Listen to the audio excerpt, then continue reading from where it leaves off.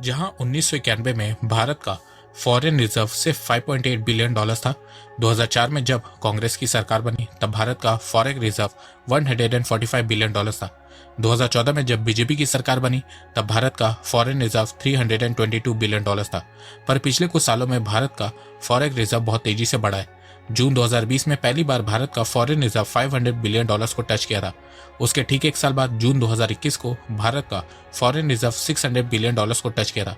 अभी की बात करें तो नवंबर 2021 में भारत का फॉरेन रिजर्व 642 बिलियन डॉलर से ज्यादा हो गया है और ये हर महीने बढ़ता जा रहा है। तो नमस्कार दोस्तों, स्वागत करते हैं आपका चार्जिंग पॉइंट हिंदी में। दोस्तों, आज के इस वीडियो में हम बात करेंगे फॉरेन रिजर्व के बारे में और जानेंगे कि फॉरेन रिजर्व के बढ़ने से भारत को क्या क्या फायदा होता है। तो जुड़े रहिए आप इस वीडियो के साथ। दोस्तों, मैं ऐसे ही एजुकेशनल टॉपिक पे बात करता हूँ, तो अगर आपको मेरा काम पसंद आता है तो अब आप मुझे सपोर्ट कर सकते हैं पेट्रियन और यूट्यूब में ज्वाइन बटन के थ्रू। और अब आप मुझे फेसबुक, इंस्टाग्राम, ट्विटर में भी फॉलो कर सकते हैं और मेरी वीडियोस को वहाँ पे भी शेयर कर सकते हैं। दोस्तों, अगर आपको एडवांस MS एक्सेल सीखना है तो मैं आपको 1475 रुपये का कोर्स फ्री में दे सकता हूँ। और अगर आपको financial market, share market, mutual fund के बारे में जानना है तो मैं आपको 4720 रुपये का कोर्स फ्री में दे सकता हूँ। दोनों कोर्सेज की लिंक डिस्क्रिप्शन में दी गई है। फॉरेन एक्सचेंज रिजर्व की बात करें तो दुनिया में सबसे ज्यादा फॉरेक्स रिजर्व चाइना के पास है। चाइना का फॉरेन रिजर्व 3.3 ट्रिलियन डॉलर है।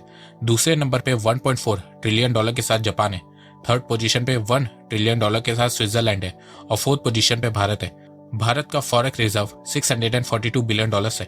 अगस्त में भारत ने रशिया को फॉरेन रिजर्व के मामले में पीछे छोड़ दिया था और फोर्थ पोजीशन पे आ गया था। वहीं भारत के पड़ोसी देशों की बात करें तो बांग्लादेश का फॉरेन रिजर्व 49 बिलियन डॉलर है, रैंक 42 है। पाकिस्तान का फॉरेन रिजर्व 17 बिलियन डॉलर है, रैंक 66 है। और श्रीलंका का फॉरेन रिजर्व सिर्फ 2.8 बिलियन डॉलर है, जिसकी रैंक 119 है। अब अगर आप ध्यान से फॉरेन एक्सचेंज रिजर्व कंट्रीज की रैंकिंग देखेंगे तो आपको टॉप 10 लिस्ट में अमेरिका नहीं दिखेगा। फॉरेन रिजर्व के मामले में अमेरिका की रैंक 14 है। अमेरिका का फॉरेन रिजर्व 251 बिलियन डॉलर है।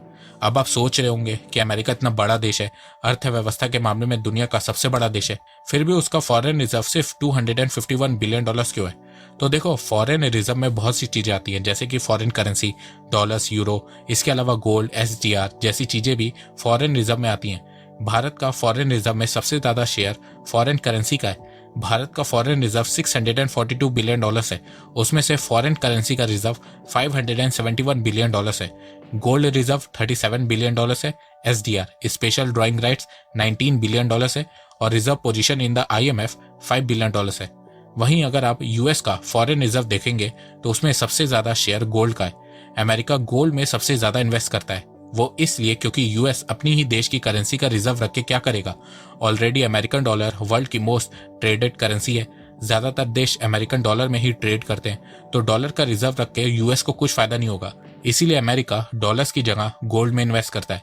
दुनिया में सबसे ज्यादा गोल्ड रिजर्व अमेरिका के पास है। अमेरिका के पास 8133 मैट्रिक टन गोल्ड रिजर्व है। यही सेम सिनेरियो आपको यूरोपियन देशों के साथ भी देखने को मिलेगा।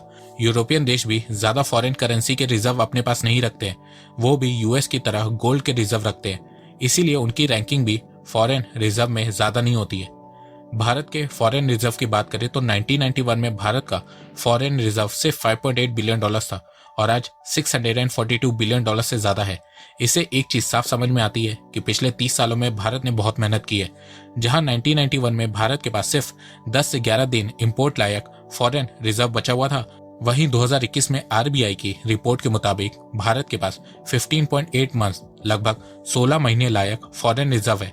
इसका मतलब यह है कि अगर 16 महीने भारत कोई भी चीज एक्सपोर्ट नहीं करता है, कोई भी डॉलर भारत में नहीं आता है, तो भी भारत के पास इतना फॉरेन रिजर्व पड़ा है कि वो 16 महीने तक अपना गुजारा कर सकता है। भारत के फॉरेन रिजर्व में इस समय इतना पैसा है कि वो बिना एक्सपोर्ट किए 16 महीने तक इंपोर्ट कर सकता है। इसके अलावा ज्यादा फॉरेन रिजर्व होने से भारत को एक फायदा ये भी मिलता है कि भारत कहीं से भी कर्ज ले सकता है। कोई भी ऑर्गेनाइजेशन भारत को कर्ज देने से मना नहीं करेगी, वो इसलिए क्योंकि भारत का एक्सटर्नल डेट 570 बिलियन डॉलर है। भारत का फॉरेन रिजर्व 642 बिलियन डॉलर है। एक्सटर्नल डेट से ज्यादा तो भारत का फॉरेन रिजर्व है, तो यही देख के फाइनेंशियल ऑर्गेनाइजेशन भारत को आराम से लोन दे देगी। इसके अलावा फॉरेन रिजर्व ज्यादा होने से भारत आज कोई भी क्राइसिस को आराम से हैंडल कर सकता है।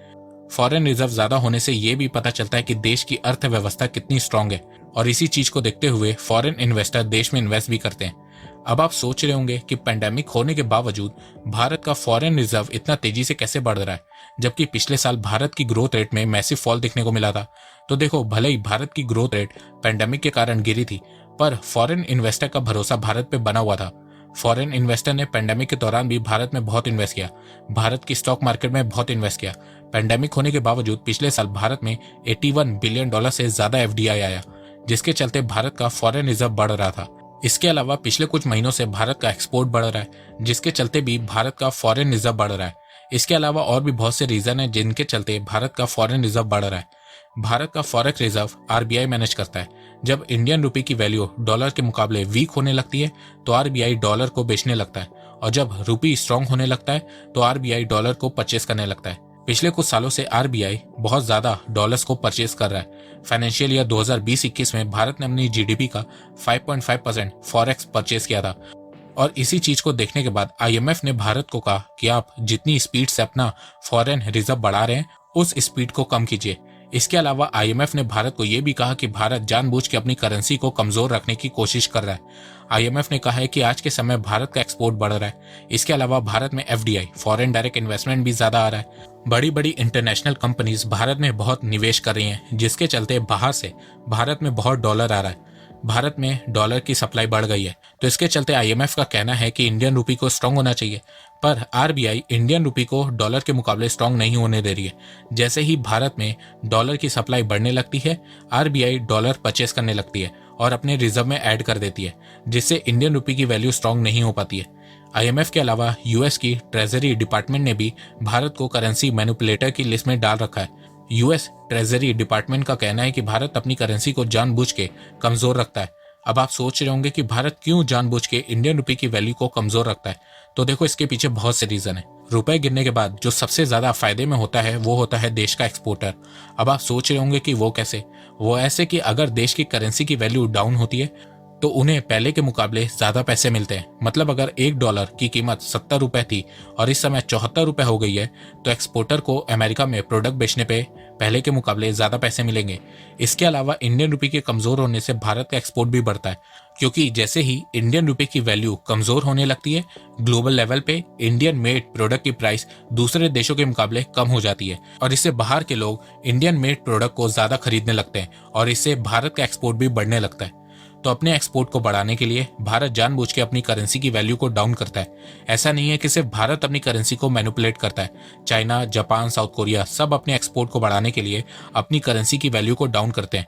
आप लोगों ने बहुत बार ये न्यूज में सुना होगा कि अमेरिका बार बार चाइना पे इल्जाम लगाता है कि वो अपनी करेंसी के साथ छेड़छाड़ करता है, जानबूझ के उसकी वैल्यू को गिराता है, जिससे उसका सामान ज्यादा बिक सके और उसे ज्यादा फायदा हो सके। तो अपने एक्सपोर्ट को बढ़ाने के लिए भारत समेत कई एशियाई देश अपनी करेंसी को गिरने देते हैं। इसके अलावा वीक करेंसी होने से देश का ट्रेड डेफिसिट भी कम होने लगता है। वीक करेंसी होने से जब एक्सपोर्ट बढ़ता है तो देश का ट्रेड डेफिसिट कम होने लगता है। फ्यूचर की बात करें तो आने वाले कुछ सालों में भारत का फॉरेन रिजर्व $1 ट्रिलियन को टच करेगा और भारत फॉरेन रिजर्व की रैंकिंग में 3rd पोजीशन पे आ जाएगा। इसके अलावा फ्यूचर में भारत का गोल्ड रिजर्व भी बहुत बढ़ेगा, क्योंकि जैसे जैसे भारत का फॉरेन रिजर्व बढ़ेगा, भारत फॉरेन करेंसी के साथ साथ गोल्ड को भी खरीदेगा, जिसके चलते आने वाले कुछ सालों में भारत गोल्ड रिजर्व के मामले में भी टॉप 5 देशों में से एक होगा। तो दोस्तों, मुझे लगता है कि अब आपको सब समझ में आ गया होगा। तो अगर आपको ये वीडियो पसंद आए तो आप इस वीडियो को लाइक कीजिए, और अब आप मुझे सपोर्ट भी कर सकते हैं पेट्रियन और यूट्यूब में ज्वाइन बटन के थ्रू। एक बात मैं कहना चाहता हूँ, आप जितनी मेरी वीडियोस को शेयर करेंगे उतनी ही रीच मेरी बढ़ेगी और उतने ही लोग मेरे से जुड़ेंगे। तो वीडियो को शेयर करना, चैनल को सब्सक्राइब करना बिल्कुल भी मत भूलिएगा। मैं ऐसे ही एजुकेशनल वीडियोस लाता रहूंगा आप लोगों के लिए। तो अभी तक के लिए बस इतना ही। धन्यवाद। जय हिंद, जय भारत।